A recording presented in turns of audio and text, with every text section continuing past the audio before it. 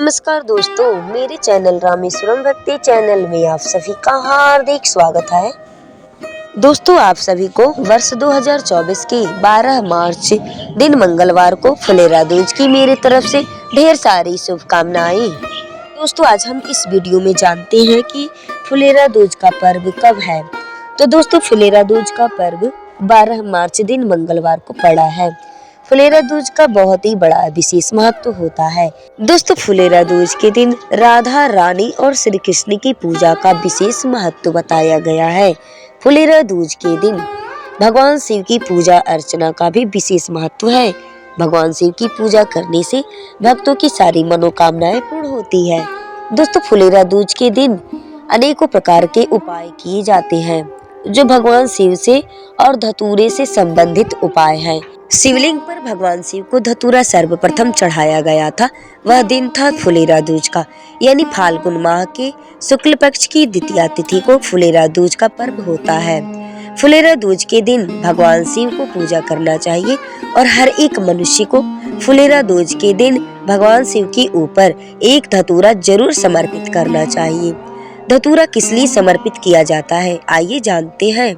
दोस्तों, धतूरा मनुष्य के झूठे असत्य बोलने के प्रायश्चित को मिटाने के लिए हर एक व्यक्ति भगवान शिव के ऊपर धतूरा अर्पित करता है। भगवान शिव के ऊपर सर्वप्रथम धतूरा अर्पित श्री ब्रह्मा जी ने किया था। ब्रह्मा जी ने भगवान शिव से असत्य बोला था, इस कारण से उनका सिर कट गया। तो उस सिर के कटने की वजह से उस झूठ के प्रायश्चित को मिटाने के लिए ब्रह्मा जी ने शिवलिंग पर सर्वप्रथम धतूरा फुलेरा दूज के दिन अर्पित किया था, यानी चढ़ाया था, असत्य के प्रायश्चित को मिटाने के लिए। तो हर एक मनुष्य को असत्य की प्रायश्चित को, यानी जो मनुष्य के प्रतिदिन बोलने में कभी कभी असत्य आ ही जाता है, हर एक मनुष्य की बातों में झूठ और असत्य प्रमाणित हो जाता है प्रतिदिन। तो उस असत्य को और झूठ को मिटाने के लिए, उसके पापों से मुक्ति के लिए मनुष्य को एक धतूरा फुलेरा दूज के दिन जरूर अर्पित करना चाहिए। अगर फुलेरा दूज के दिन नहीं कर पाते हैं तो आप जैसे कि सोमवार व्रत रहते हैं या कोई महापर्व है या फिर महाशिवरात्रि है या प्रति महीने की शिवरात्रि है, उस दिन भी आप धतूरे को शिवलिंग के ऊपर अर्पित कर सकते हैं। लेकिन फुलेरा दूज का विशेष महत्व होता है। दोस्तों, शास्त्रों में और शिव पुराण में बताया गया है कि फुलेरा दूज के दिन कोई भी कार्य आप आरंभ कर सकते हैं निधड़क। उस दिन आपको मुहूर्त दिखाने का जरूरत नहीं है। आप जिस कार्य का प्रारंभ करना चाहते हैं, शुरुआत करना चाहते हैं, जिस कार्य की उद्घाटन करना चाहते हैं आप, या कुछ खरीदना चाहते हैं, जमीन का उद्घाटन करना चाहते हैं, जमीन खरीदना चाहते हैं, या फिर गृह प्रवेश करना चाहते हैं, शादी विवाह मुंडन जन्म, ये सारे संस्कार जो है, कोई भी संस्कार, कोई भी आप शुभ मांगलिक कार्य फुलेरा दूज के दिन एकदम से कर सकते हैं। उस दिन का कार्य किया हुआ हजारों गुना फल की प्राप्ति देता है। उस दिन का दान पुण्य सत्कर्म भजन कीर्तन अगर मनुष्य करे तो उसका हजारों गुना फल मनुष्य के खाते में भगवान के वहां लिखा जाता है। 1000 गुना फल की प्राप्ति मनुष्य को मिलती है। तो फुलेरा दूज के दिन भजन कीर्तन और भागवत पूजा पाठ का भी विशेष महत्व होता है। उस दिन सुहागिन महिलाएं चूड़ी, बिंदी, सिंदूर और आटा या चावल या साड़ी, कपड़ा, जो भी उनके पास हो सके, कुछ दान दक्षिणा, पैसे रुपए, सुहागिन महिलाएं इन चीजों का जरूर दान करें। अगर इन चीजों का वो दान करती है फुलेरा दूज के दिन, तो शास्त्रों में, पुराणों में, शिव पुराण की कथा में बताया गया है कि उस दिन का दान पुण्य सत्कर्म किया हुआ मनुष्य को लाखों हजारों गुना फल की प्राप्ति होती है। तो सुहाग की सामग्रियों को महिलाएं अगर दान में देंगी तो उनको हजारों गुना सुहाग की बढ़ोतरी मिलेगी, सुहाग में वृद्धि मिलेगी। तो सुहागिन महिलाएं इन बातों का विशेषकर ध्यान रखें। दोस्तों, जिस व्यक्ति के ऊपर बहुत ज्यादा कर्जा हो, कर्जे में वह व्यक्ति डूब गया हो और कहीं से उसके घर में इनकम, रुपए पैसे का आगमन नहीं हो रहा हो, तो वह व्यक्ति इस उपाय को जरूर करके देखे। अब आपको करना क्या है, आप लोग ध्यान से सुने।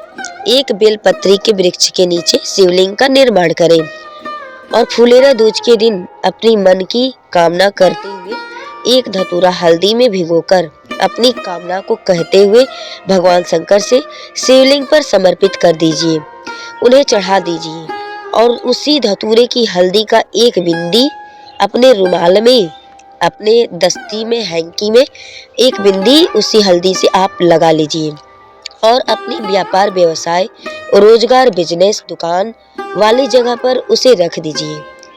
आपका इनकम आने लगेगा, व्यापार चलने लगेगा, पैसा रुपए आने लगेगा और जब पैसा आएगा, व्यापार चलेगा तो कर्जा भी चुक जाएगा। दोस्तों, जब आपके पास इनकम आएगा, पैसा आएगा, आपका कारोबार चलेगा, तभी तो जो है कि कर्जा भी अगर इंसान के ऊपर रहेगा तो वो धीरे धीरे चुक जाएगा। अगर मानते हैं व्यापार ठप हो गया, बिजनेस ठप हो गया, हमारी इनकम मतलब रुक गई, तो कर्जा तो डूबा ही रहेगा इंसान कर्जे में और भी कर्जा उसके ऊपर चढ़ता जाएगा। और कभी कभी ऐसा भी होता है कि कर्जे ढूंढने पे भी नहीं मिलता है। अगर हमारे पास कहीं का आगमन रहेगा रुपए पैसे का, लोग देखेंगे कि हाँ इनके पास आगमन है रुपए पैसे का, इनकम का, तो कर्ज भी मिल जाता है। अगर नहीं रहता है तो लोग जानते हैं कि नहीं है, ये मेरा कर्जा देगा कहाँ से, तो कर्जा ढूंढने पर भी नहीं मिलता है। तो इस उपाय को आप जरूर अवश्य करके देखें। भगवान शिव की कृपा से आपके सारे काम बनते जाएंगे। अब दूसरा उपाय क्या है, आप इससे भी मतलब ध्यान से सुन लीजिए कि जैसे कि दोस्तों, अगर व्यापार, बिजनेस, दुकान अच्छी नहीं चलती हो तो यह उपाय आपको करना है। जैसे कि महाशिवरात्रि के दिन शिव पुराण की कथा में बताया गया है कि महाशिवरात्रि के दिन एक धतूरा आप ले लें और महाशिवरात्रि के दिन धतूरे को हल्दी में डुबोकर 12 बजे रात्रि को शिवलिंग पर समर्पित कर दें। 5-10 मिनट तक शिवलिंग पे मतलब उस धतूरे को आप चढ़ा रहने दें।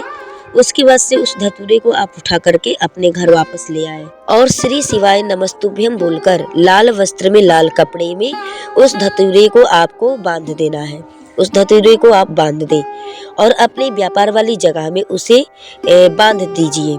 व्यापार, व्यवसाय, दुकान जहां आपकी है उस जगह पे उस लाल कपड़े में धतूरे को बांधकर उस जगह पर उसको आपको बांध देना है। व्यापार आपका एकदम से आगे बढ़ने लगेगा, चलने लगेगा, इनकम आने लगेगा, कोई भी कार्य में आपकी रुकावटें नहीं होंगी। धतूरे को अपनी व्यापार की जगह में आपको बांधना कब है यह भी सुन लीजिए कि वह लाल कपड़े में बंधा हुआ धतूरा महाशिवरात्रि के दिन ब्रह्म मुहूर्त में, यानी मान लीजिए आज शिवरात्रि है तो रात होगी, उसके बाद सुबह 4 बजेगा मॉर्निंग में, तो वह ब्रह्म मुहूर्त में अगर आप नहीं बांध सकते हैं, ब्रह्म मुहूर्त में ही बांधना है 4 बजे के पहले, अगर नहीं बांध पाते हैं तो उस धतूरे को आप लेरा द्विज वाले दिन बांध सकते हैं। उस दिन आप उस धतूरे को अपनी व्यापार वाली जगह पे, अपने बिजनेस दुकान में उस धतूरे को आप फुलेरा दूज के दिन बांध सकते हैं। इस बात को आप ध्यान में रखते चलिएगा कि महाशिवरात्रि के दिन का जो धतूरा आप बांधने के लिए शिवलिंग से उठा करके लाए रहेंगे 12 बजे रात को समर्पित करके, अगर वह धतूरा मॉर्निंग में ब्रह्म मुहूर्त में 4 बजे के पहले आपने अपनी व्यापार व्यवसाय वाली जगह पे नहीं बांधा तो आप उस धतूरे को लाल वस्त्र में बंधा हुआ वैसे ही रहने दें। उस धतूरे को आप जो है कि फुलेरा दूज के दिन बांध दें। जैसे कि महाशिवरात्रि त्रयोदशी की तिथि पे पड़ती है ना, तो त्रयोदशी के बाद चतुर्दशी, उसके बाद से अमावस्या, फिर एकम, फिर द्विज, यानी फाल्गुन माह के शुक्ल पक्ष की द्वितीय तिथि को फुलेरा दूज पड़ता है। उस दिन आपको उस धतूरे को अपनी व्यापार, बिजनेस से दुकान वाली जगह में बांध सकते हैं। हो गई यह बात क्लियर। अब आइए अब हम तीसरी बात को सुनते हैं कि जिन लड़के लड़कियों का, जिस व्यक्ति का विवाह नहीं हो रहा हो, उनके लिए यह उपाय है। बहुत परेशान है वह विवाह को लेकर के, अपने शादी को लेकर के, या फिर मतलब तमाम तरह की बातें होती हैं, विवाह शादी की अड़चने जब आती हैं तो आपको घबराना नहीं है। आपको करना क्या है, आप ध्यान से सुनिए। 5 बेल पत्र ले लीजिए और 1 धतूरा ले लीजिए और 5 समी पत्र ले लीजिए।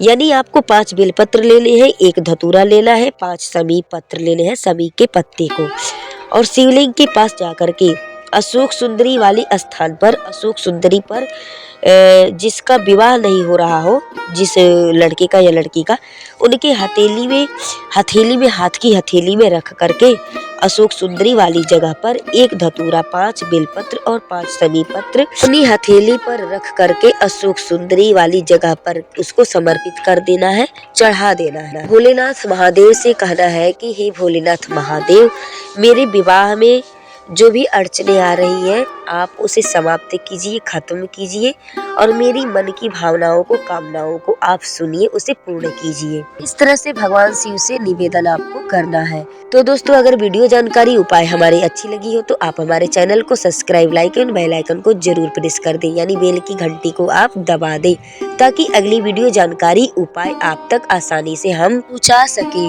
फुलेरा दोज पे दोस्तों हमने और भी वीडियो अपनी वीडियो सेक्शन पे डाल रखा है।